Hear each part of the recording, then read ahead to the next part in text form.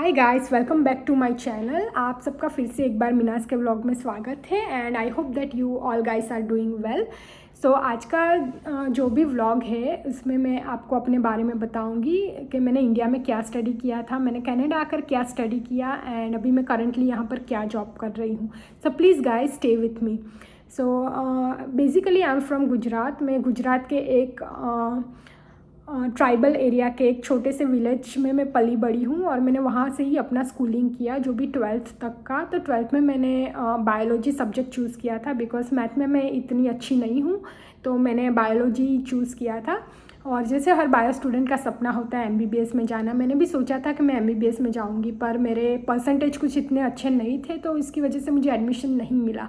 तो second option मेरे पास था कि मैं BSc नर्सिंग करूँगी। तो मैंने 4 साल का जो भी bachelor of science of nursing है वो मैंने गुजरात में रहकर ही कंप्लीट किया और 2019 में मेरा ग्रेजुएट हुआ, मुझे डिग्री सर्टिफिकेट मिला और as a like BSc nursing student मैं सक्सेसफुली पास हो गई और मुझे मेरा डिग्री सर्टिफिकेट मिल गया। सो 2019 में उसी साल में मेरा कनाडा आने का भी हो गया था। तो वहाँ पर इंडिया में मुझे बिल्कुल भी टाइम नहीं मिला एज अ नर्स काम करने का।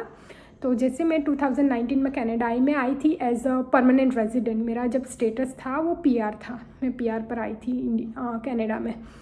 सो मैं यहाँ पर आई तो मैंने सोचा कि मैं अपना जो भी करियर है वो नर्सिंग फील्ड में ही मैं आगे बढ़ाऊँगी। तो यहाँ पर जब मैं पहले आई मुझे बिल्कुल भी प्रॉपर गाइडेंस नहीं मिला था। तो मेरी पहली टिप है गाइस आप लोगों के लिए, प्लीज़ अगर आप अपनी फील्ड में काम करना चाहते हो या स्किल जॉब लेना चाहते हो, please to get a proper guidance. First key and important key to get a proper guidance, because आपको पता ही नहीं चलेगा प्रॉपर गाइडेंस के बिना कि आपको शुरुआत कहाँ से करनी है। So please guys to get a proper guidance. मेरे साथ ऐसा ही हुआ था, मुझे गाइडेंस नहीं मिला था पहले, तो फिर मैंने इंटरनेट पर सर्च करना शुरू किया क्योंकि यहाँ नर्स बनने का जो भी प्रोसेस है वो थोड़ा डिफरेंट है than India, compare to India. India में ऐसा होता है कि अगर आप किसी भी कॉलेज से जैसे आप GNM या BSc नर्सिंग पास आउट करते हो, कॉलेज वाले ही आपका जो भी रजिस्ट्रेशन है, जैसे GNC है, गुजरात की मैं बात करूँ तो गुजरात में GNC है, गुजरात नर्सिंग काउंसिलिंग, तो कॉलेज वाले ही आपका रजिस्ट्रेशन कर देते हो और आप कोर्स कंप्लीशन करने के साथ साथ ही आप काम करना शुरू कर देते हो। यहाँ पर ऐसा नहीं होता। यहाँ पर आपको कॉलेज से तो पास आउट होना कंपलसरी है ही, प्लस यहाँ की जो रेगुलेटरी बॉडी है नर्सिंग की, जो सबको लाइसेंस देती है, जैसे यहाँ ओंटारियो में CNO है, तो CNO के साथ आपको रजिस्ट्रेशन करवाना पड़ता है। अदरवाइज़ आप अगर कॉलेज में फर्स्ट रैंक से भी पास हुए हो बट आप जब तक रजिस्ट्रेशन नहीं करवाते, लाइसेंस नहीं लेते, आप एज अ नर्स काम नहीं कर सकते यहाँ पर कनाडा में, ऐसा है। तो और उनकी रजिस्ट्रेशन की बहुत सारी रिक्वायरमेंट्स होती है, जैसे उसमें लैंग्वेज आ गया, देन नर्सिंग एजुकेशन हो गया, ज्यूरिस्प्रूडेंस एग्ज़ाम हो गया, और फिर जो मेन उनका होता है वो होता है रजिस्ट्रेशन का एग्ज़ाम होता है, नर्सिंग रजिस्ट्रेशन एग्ज़ामिनेशन। तो वो आपको पास करना बहुत ही ज़्यादा ज़रूरी है, अदरवाइज़ आप एज अ नर्स काम नहीं कर पाओगे। तो मैं आई बिगनिंग में मैंने सर्च किया इंटरनेट पर कि कैसे नर्स बनना है यहाँ पर। तो फिर मुझे इतना कुछ इन्फॉर्मेशन तो नहीं मिला। देन मैं जो भी मेरे आसपास जो भी कॉलेजेस थे मेरे घर के आसपास, तो हम्बर कॉलेज जो है वो मेरे घर के काफ़ी ज़्यादा क्लोज थे, तो मैं वहाँ गई। वहाँ की जो एडवाइज़री कमेटी है मैंने उनसे बात की, तो उन्होंने मुझे कोर्स कुछ RPN के कोर्स सजेस्ट किए। तो यहाँ पर अब मैं बताती हूँ, नर्सिंग की 3 कैटेगरीज थे यहाँ कनाडा में। फर्स्ट होता है, सबसे जो बेसिक नीचे होता है वो RPN होता है, मीन्स रजिस्टर्ड प्रैक्टिकल नर्स। वो हम इंडिया के जो GNM है उसके साथ हम कंपेयर कर सकते हैं। देन सेकंड उसके RPN के ऊपर आता है रजिस्टर्ड नर्स, जिसे हम इंडिया का जो भी BSc नर्सिंग है इक्वल टू BSc नर्सिंग उसके साथ हम कंपेयर कर सकते हैं।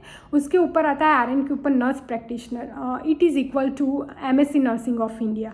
तो यहाँ पर 3 कैटेगरीज नर्सिंग की होती है। तो मुझे पहले मैंने सर्च किया तो मुझे सेंटिनल कॉलेज में एक कोर्स मिल गया जो रजिस्टर्ड प्रैक्टिकल नर्सिंग का था।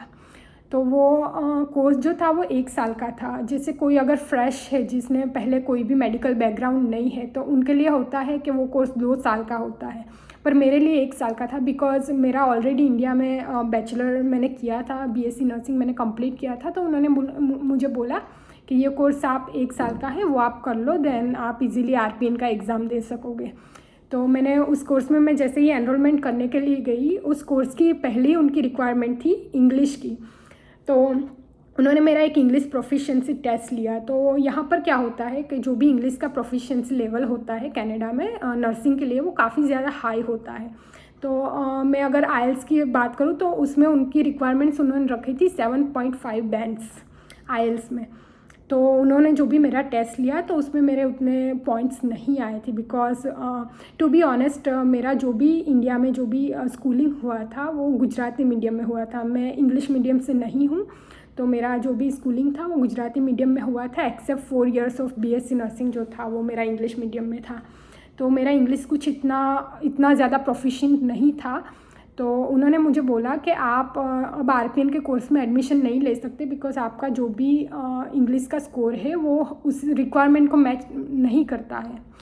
तो उन्होंने मुझे बोला कि आप 1 साल का जो health studies and communication course है उसमें 2 सेमेस्टर आते हैं, तो आप वो वाला कोर्स कर लो, उसके बाद हम आपको जो RPN का कोर्स है उसमें हम आपको ट्रांजिट कर देंगे। तो मैंने बोला चलो शुरुआत तो करनी है कहीं से। मैंने उस कोर्स में एडमिशन ले लिया, health studies and communication, sentinel college में। वो 1 साल का कोर्स है। तो मैंने वो 1 साल का कोर्स किया सक्सेसफुली, 2 सेमेस्टर्स मैंने कंप्लीट किए। उसके बाद उन्होंने मुझे जो RPN का कोर्स है वो तीन सेमेस्टर का कोर्स है, उसमें उन्होंने मुझे ट्रांजिट कर दिया। तो उस कोर्स में मैं गई, RPN के कोर्स में वो मैंने 3 सेमेस्टर कंप्लीट किए सक्सेसफुली।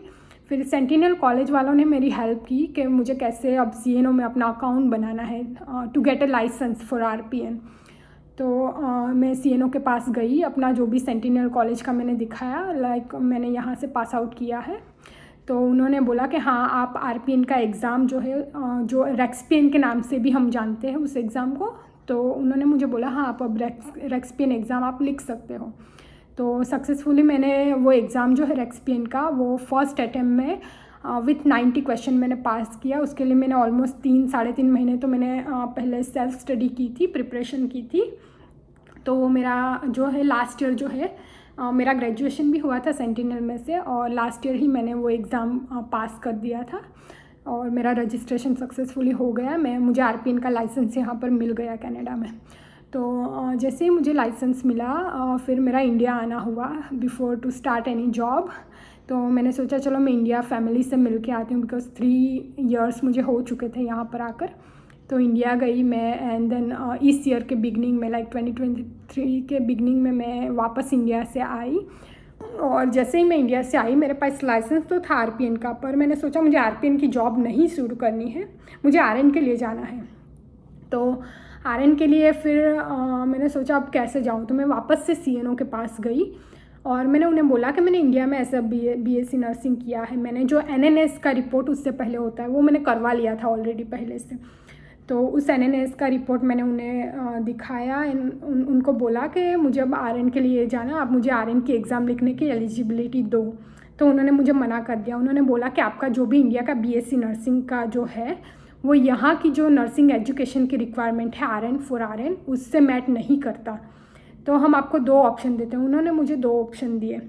एक दिया उन्होंने, या तो आप जो सेंटिनल से मैंने RPN का किया था उसके बेस पर या तो मैं 2 साल का ब्रिजिंग कोर्स करूं, और सेकंड या तो मुझे US या ऑस्ट्रेलिया की दोनों कंट्री में से किसी एक कंट्री की मुझे NCLEX RN की एग्ज़ाम पास करनी होगी और उसका रिज़ल्ट जो है उन्हें देना होगा CNO को, तब जाके वो मेरा जो एक्सेप्ट करेंगे उस रिक्वायरमेंट को। तो फिर उन्होंने मुझे बोला, अब मैंने सोचा मुझे वापस से तो ब्रिजिंग कोर्स नहीं करना है, राइट, बिकॉज ऑब्वियसली मैं 2 साल तो सेंटिनल में मेरे हो ही चुके थे।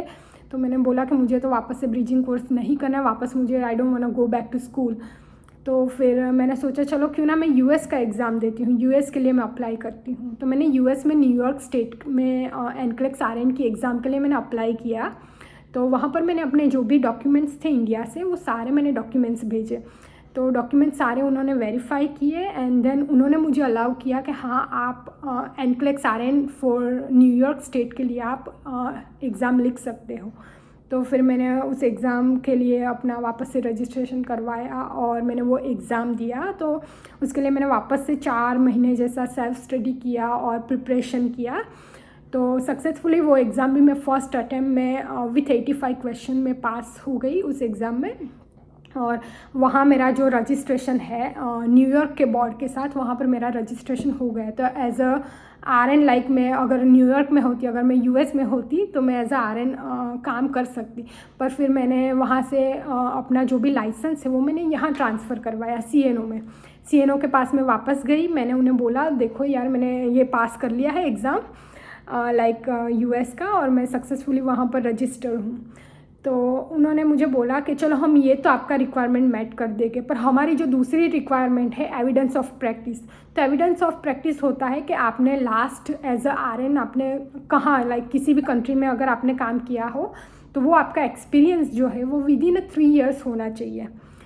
तो उन्होंने मुझे ऐसा बोला कि आपका जो एक्सपीरियंस है, जो भी आपने इंटर्नशिप जैसे मेरा हुआ था वो 2019 में था, तो उससे ऑलमोस्ट 4 साल हो गए थे। तो CNO की रिक्वायरमेंट्स है वो विदिन 3 years में होना चाहिए।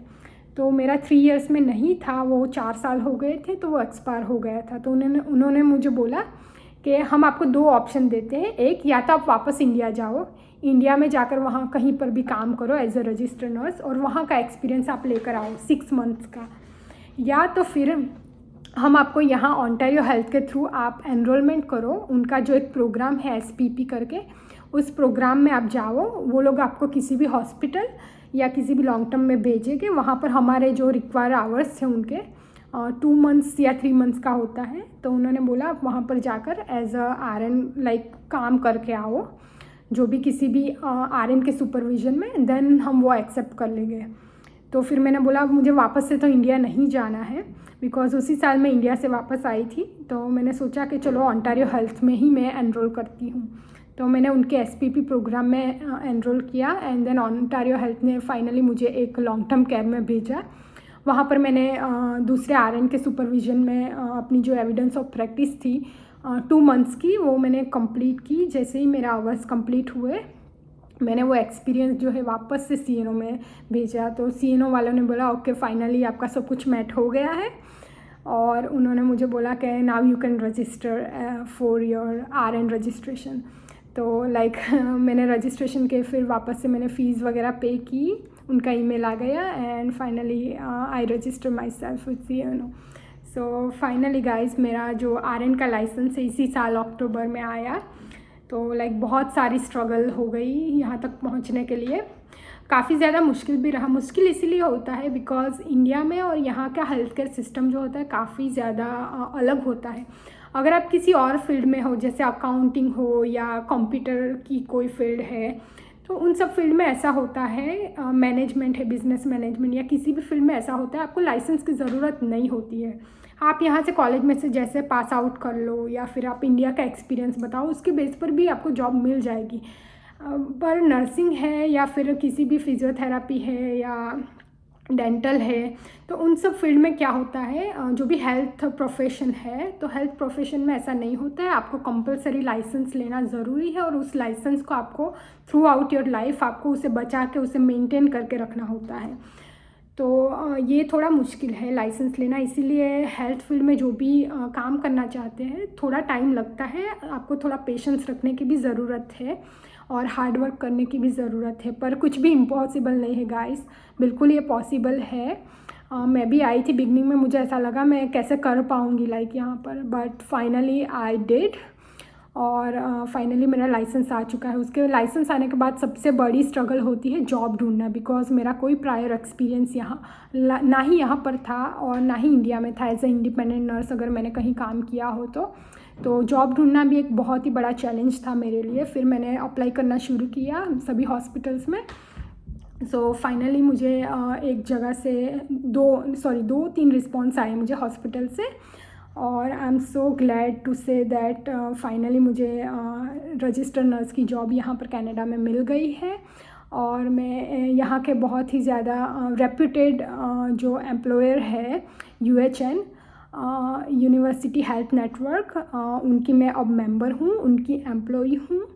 और आई एम सो हैप्पी कि मैं कार्डियोलॉजी डिपार्टमेंट में मैं काम करने के लिए जा रही हूँ। सभी लोगों की जो हार्ट की हेल्थ है उनके साथ मुझे काम करने का मौका मिलने वाला है एज अ रजिस्टर्ड नर्स।